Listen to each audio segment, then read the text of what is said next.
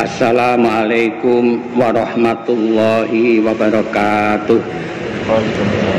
Innal hamdalillah nahmaduhu wa nasta'inuhu wa nastaghfiruh wa na'udzu billahi min syururi anfusina wa sayyiati a'malina.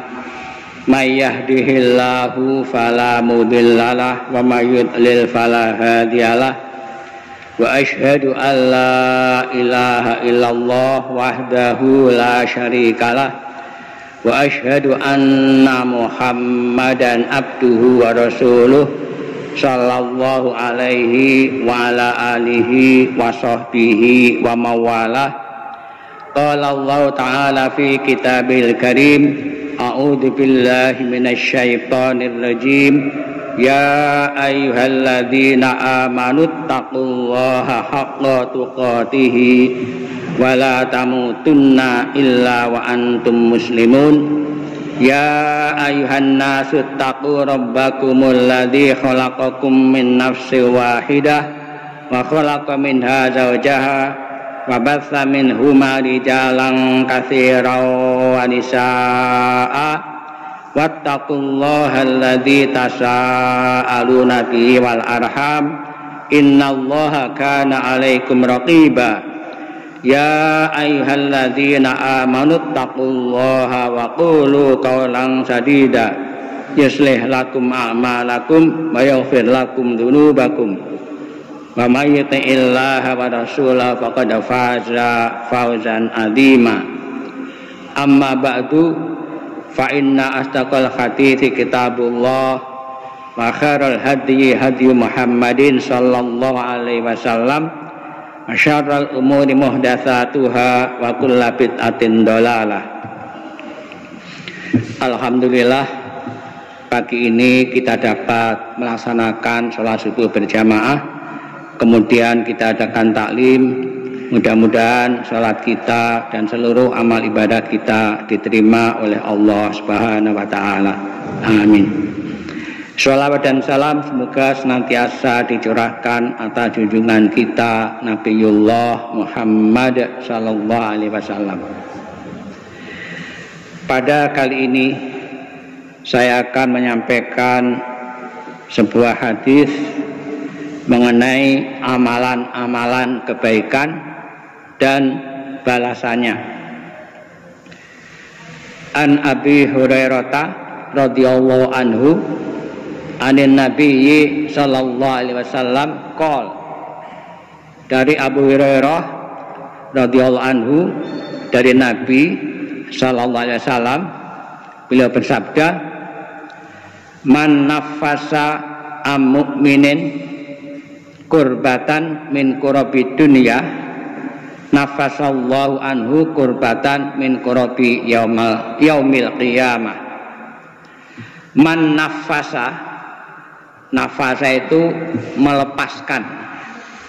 Barang siapa yang melepaskan an mukminin, dari seorang mukmin, kurbatan, satu kesulitan, min kurabi dunya, dari kesulitan-kesulitan dunia, nafasallahu anhu, maka Allah akan melepaskan daripadanya kurbatan min kurabi yaumil qiyamah, kesulitan dari kesulitan-kesulitan pada hari kiamat. Apa yang dimaksud dengan kurbatun atau kesulitan dunia? Yang dimaksud kesulitan dunia meliputi kesulitan dan kesempitan dan kesengsaraan.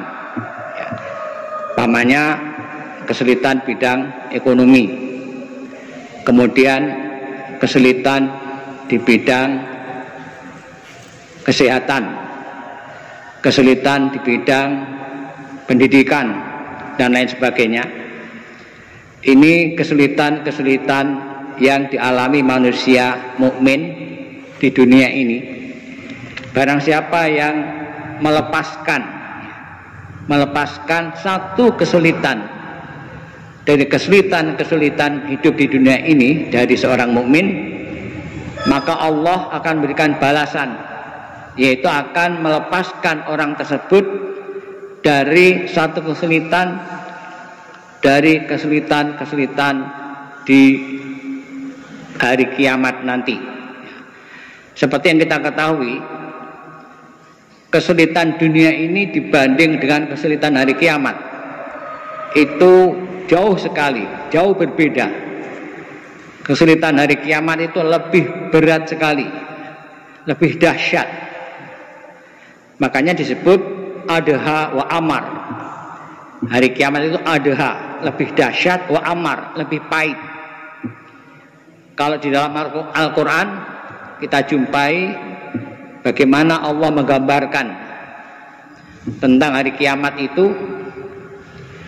Fa'idza ja'atit tammatul kubra, maka apabila telah datang huru hara yang besar, yaitu hari kiamat, yauma yatadzakkarul insanu ma sa'a, pada hari di mana manusia ingat apa yang telah dia usahakan.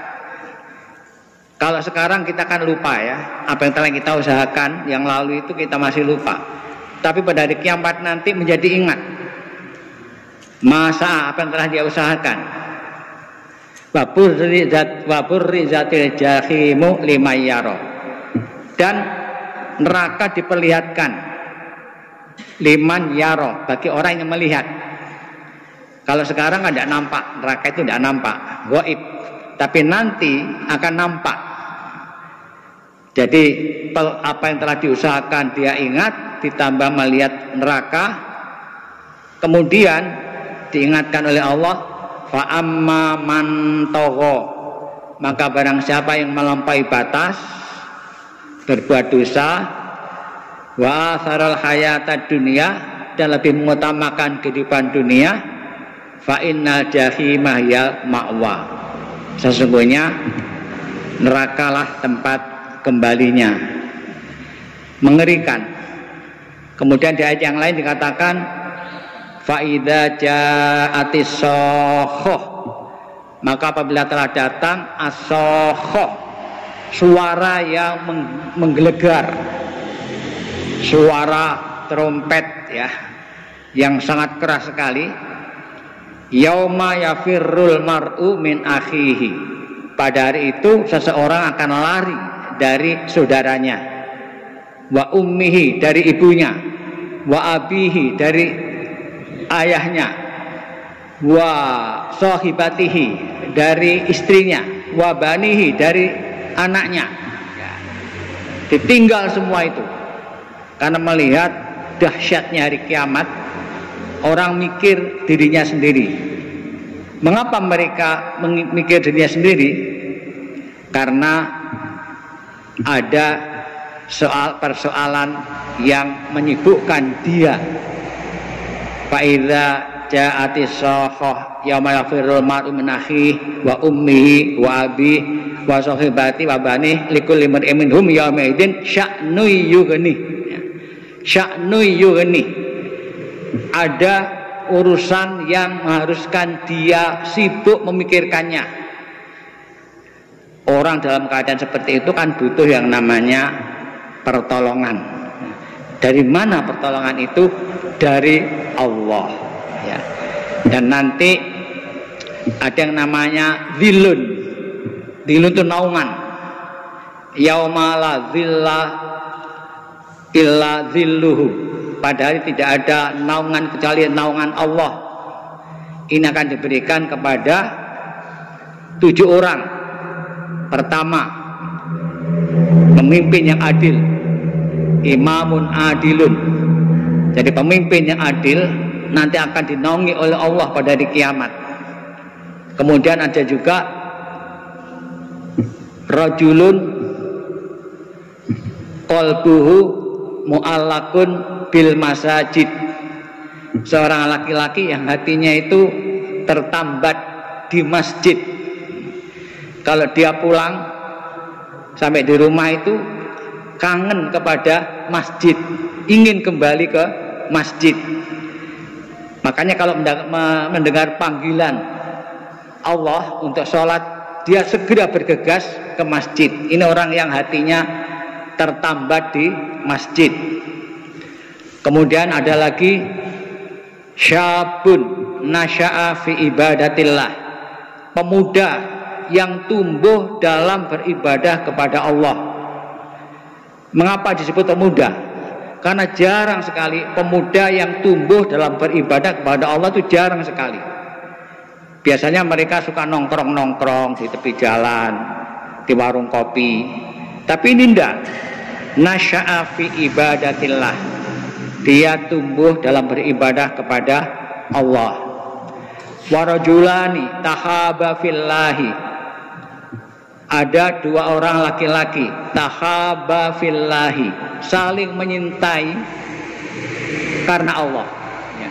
Bukan karena harta, kedudukan, bukan, tetapi semata-mata karena Allah. Kemudian ada lagi rajulun da'athum ra'atun dzu jamalin wa mansibin faqala inni akhafullah. Dan ada seorang laki-laki yang dirayu oleh seorang wanita yang mempunyai kecantikan dan kedudukan. Bukan sekedar cantik, tapi dia punya jabatan. Dia dirayu. Apa jawabnya? Inni akhafullah. Sesungguhnya aku takut kepada Allah. Wa rajulun anfaqa malan, seorang laki-laki yang menafkahkan hartanya hatta la ta'lamu yaminu ya shimalu mayum mautung fiku yaminuhu, sehingga tidak mengetahui, tangan kirinya itu tidak tahu terhadap apa yang dia menafkahkan oleh tangan kanannya ya. Artinya apa? Dia merahasiakan apa yang dia nafkahkan. Dan rajulun, seorang laki-laki yang berzikir kepada Allah kholian, sendirian, fafadat ainahu, kemudian kedua matanya mengalirkan air mata ya. Jadi orang berzikir kepada Allah sendirian sampai dia itu mengeluarkan air mata. Kalau ini benar-benar ikhlas ya, karena dia sendirian, tidak ada orang lain. Tapi kalau dia di muka umum nangis, itu kadang-kadang ditanyakan, itu nangis tenanan apa nangis mergo ben diarani khusyuk wallahu alam ya. Tapi memang ada juga orang itu kalau mimpin doa dia nangis, tapi nangisnya nangis khusyuk, bukan dibuat-buat, bukan, ada. Nah, itu beberapa orang yang kelak pada hari kiamat mendapatkan naungan dari Allah. Kembali pada hadis tadi, ini memberikan motivasi kepada kita supaya kita itu menolong saudara kita yang mukmin yang dalam kesulitan. Pamannya kesulitan di bidang ekonomi, kita tolong. Insya Allah besok pada hari kiamat kita akan ditolong oleh Allah ya, syukuran, akan dihindarkan dari kesulitan pada hari kiamat. Wa may yassara ala mu'sirin yassarallahu alaihi fid dunya wal akhirah. Dan barang siapa yang memudahkan atas orang yang dalam kesulitan, yassarallahu alaihi fid dunya wal akhirah, Allah akan memudahkan baginya besok pada hari di dunia dan di akhirat. Kita lihat apa yang dimaksud dengan yasara tadi. Barang siapa memberi kemudahan kepada orang yang mengalami kesulitan, yakni memberi kemudahan dan menghilangkan kesulitannya, maka Allah akan memberinya kemudahan baginya di dunia dan di akhirat. Di sini balasan yang ada diperoleh adalah pada kehidupan dunia dan akhirat. Karena kesulitan pada hari kiamat benar-benar begitu dahsyat. Ini memperkuat yang tadi. Bahkan tidak hanya kesulitan di hari kiamat saja, tapi kesulitan dunia dan akhirat akan diberi kemudahan oleh Allah. Satu contoh begini, ada orang punya utang kepada kita, utang mungkin 1 juta, dia mengalami kesulitan tidak bisa membayar hutang itu, benar-benar mengalami kesulitan, bukan niat ngemplang, tidak, memang tidak punya. Kita boleh yang pertama memberikan kelonggaran kepada dia. Ya sudah, kamu bayar kapan saja. Kemudian apa balasannya? Balasannya setiap hari kelonggaran yang diberikan itu dihitung dia memberikan sedekah kepada orang tersebut, ya, setiap hari. Jadi makin panjang, makin banyak pahala sedekah yang diperoleh. Seandainya dia kemudian karena melihat dan tidak mungkin dia mengembalikan, karena dia memang tidak bisa mengembalikan, dibebaskan, itu pahalanya berlipat-lipat ganda, melebihi sedekah yang tiap hari dia terima pahalanya tadi. Ini salah satu bentuk orang yang memberikan kemudahan kepada orang yang dalam kesulitan. Dan ini benar-benar orang dalam kesulitan, karena ada orang itu yang nakal, pinjam sana, padahal dia sebenarnya tidak perlu, tidak butuh pinjam, tapi dia memang suka pinjam dan diniati memang ngemplang. Orang itu kalau pinjam diniati mengembalikan, Allah nolong. Tapi nek diniati ngemplang, ya tidak ditolong oleh Allah, akhirnya ya tidak bisa mengembalikan. Jadi niat betul-betul mengembalikan.